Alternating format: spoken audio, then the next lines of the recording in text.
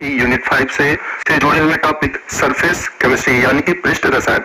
तो आइए वीडियो को स्टार्ट करते हैं और सबसे पहले हम जानते हैं प्यूरिफिकेशन ऑफ कोलाइडल सॉल्यूशन कि कोलाइडी विलयन को कैसे शुद्ध किया जा सकता है। जब कोई ताजा कोलाइडी विलयन बनाया जाता है तो इसके अंदर विभिन्न प्रकार की विद्युत अपघट्य की अशुद्धियां उपस्थित होती हैं और जैसा कि हम जानते हैं कि विद्युत अपघट्य की कम मात्रा की उपस्थिति के कारण कोलाइडी विलयन का स्थायित्व बना रहता है, लेकिन अगर विद्युत अपघट्य की मात्रा अर्थात अशुद्धि की मात्रा अधिक होती है तो जो कोलाइडी विलयन है उनका स्थायित्व घट जाता है।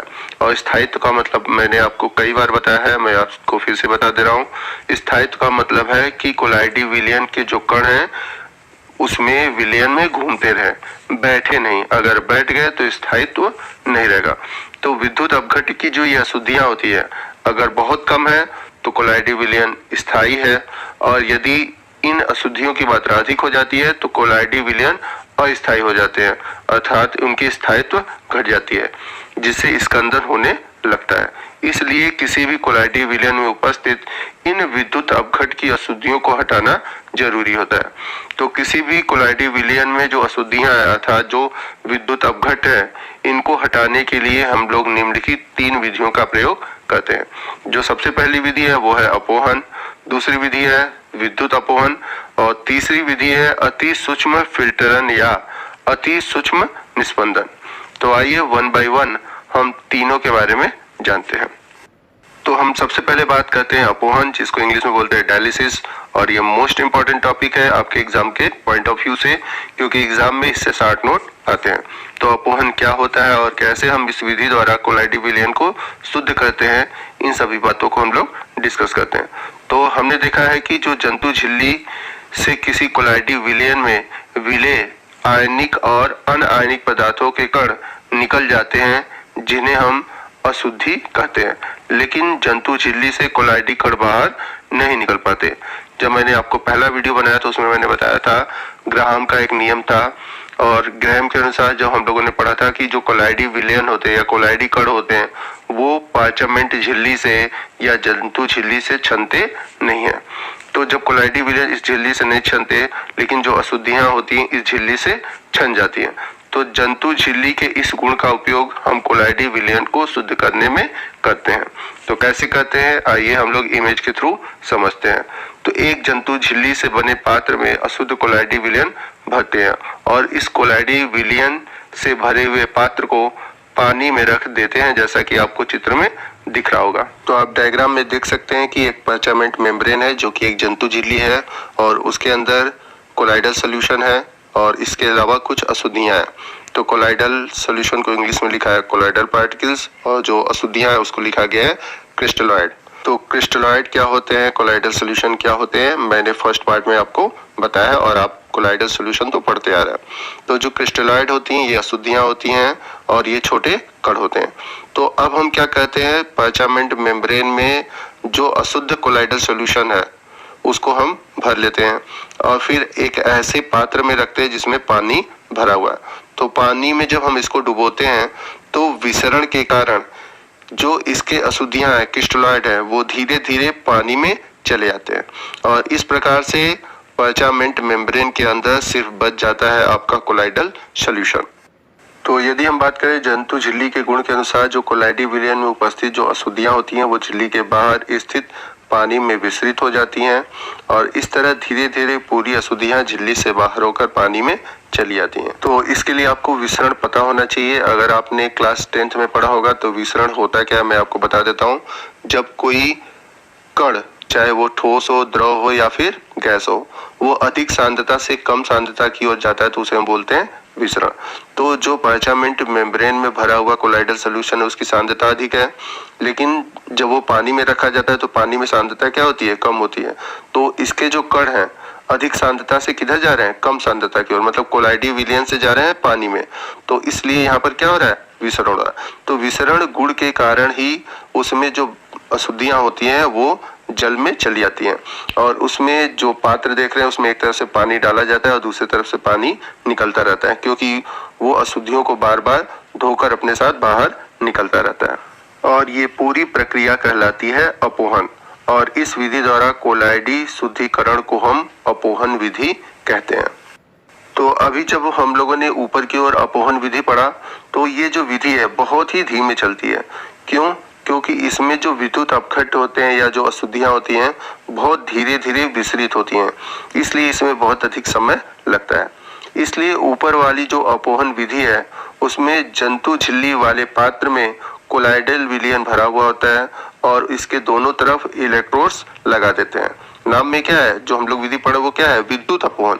मतलब अपोहन हो रहा है लेकिन विद्युत के द्वारा, तो इसलिए विद्युत उत्पन्न करने के लिए हम क्या यूज कर रहे हैं? इलेक्ट्रोड का।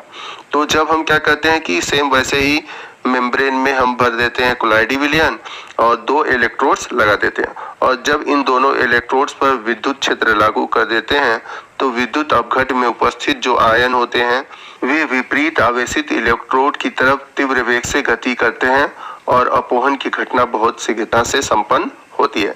अर्थात इस विधि में विद्युत अपघट्ट आयनिक अशुद्धियों को किसी कोलाइडी विलयन से तीव्रता से अलग किया जा सकता है और ऐसी विधि को हम बोलते हैं विद्युत अपोहन विधि।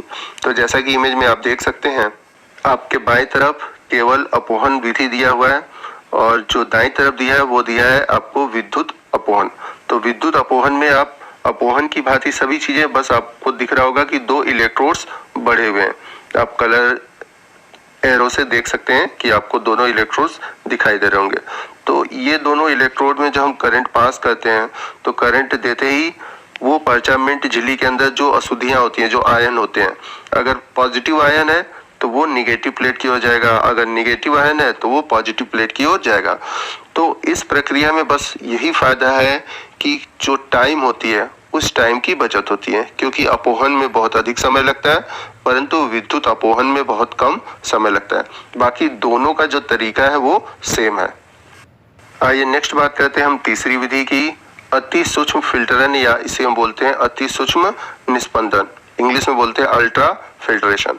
तो यदि अगर हम बात करें साधारण फिल्टर पेपर के छिद्रों का आकार वो बहुत बड़ा होता है, इनसे होकर अशुद्धियां तो बाहर निकल जाती हैं और साथ ही साथ विलायक के जो कण होते हैं और कोलाइडी कण भी इस फिल्टर पेपर से बाहर निकल जाते हैं।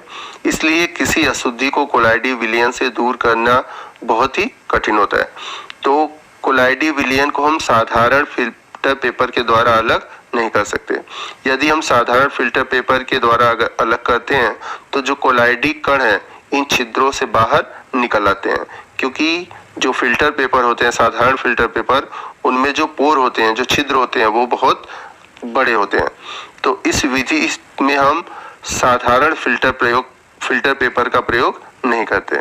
तो यदि हम फिल्टर पेपर के जो छिद्र हैं उनका आकार कम कर दें या उनकी साइज जो कम कर दें तो आसानी से हम फिल्टर पेपर के द्वारा कोलाइडी विलयन को शुद्ध कर सकते हैं। तो साधारण फिल्टर पेपर के छिद्रों का आकार घटाने की प्रक्रिया को, जिससे केवल इस फिल्टर से अशुद्धियों के कण ही विसरित हो सके, कोलाइडी के कण नहीं, अति सूक्ष्म फिल्टरन या अति सूक्ष्म निस्पंदन कहलाता है और इस प्रक्रिया के बाद बने साधारण फिल्टर को अति सूक्ष्म फिल्टर कहा जाता है। तो हमें कुछ करना नहीं है, इसमें बस आपको इतना होना चाहिए पता कि जो साधारण फिल्टर पेपर होता है उसे हम कोलाइडी विलयन छानते हैं तो वो छन जाएंगे, क्योंकि उसमें जो पोर होते हैं, छिद्र होते हैं, बहुत बड़े होते हैं। अब इन छिद्रों को छोटा करके जब हम कोलाइडी विलयन को छानते हैं तो कोलाइडी विलयन में उपस्थित जो अशुद्धियां होती हैं वो तो अलग हो जाती हैं, क्योंकि उनके कण छोटे होते हैं, लेकिन जो कोलाइडी कण होते हैं वो बड़े होते हैं, वो अलग नहीं हो पाते। तो इसलिए इस प्रक्रिया को हम बोलते हैं अति सूक्ष्म फिल्टरन विधि। तो ये कोई इतना इम्पोर्टेंट है नहीं, आपके एग्जाम के पॉइंट ऑफ व्यू से जो मोस्ट इम्पोर्टेंट है वो है अपोहन, जिसे हम इंग्लिश में डायलिसिस कहते हैं। तो आप डायलिसिस को अच्छे से याद कर लीजिएगा और उसको समझिएगा। आइए एक मोस्ट इम्पोर्टेंट टॉपिक की ओर बढ़ते हैं जो कि शॉर्ट नोट के लिए मोस्ट इम्पोर्टेंट है। कोलिडियन क्या है? अक्सर आपको कोलिडियन पूछा जाता है तो आपको दिमाग में होगा कोलाइडल सॉल्यूशन को ही कोलिडियन कहते हैं, बट ऐसा नहीं है। तो कोलिडियन क्या होता है पहले ये जान लीजिए। तो जब हम सेलुलोज नाइट्रेट या नाइट्रोसेलुलोज का एथिल अल्कोहल या फिर ईथर में 4% विलयन बनाते हैं उसी को हम बोलते हैं कोलिडियन। मैं आपको फिर से समझा देता हूं कि जब हम एथिल अल्कोहल लें या फिर ईथर लें, अब उसमें हम नाइट्रोसेलुलोज या फिर सेलुलोज नाइट्रेट को घोलकर विलयन 4% बनाते हैं, मतलब जो इसकी सांद्रता जो होती है वो 4% होती है। तो ऐसे विलयन को हम बोलते हैं कोलेडियन।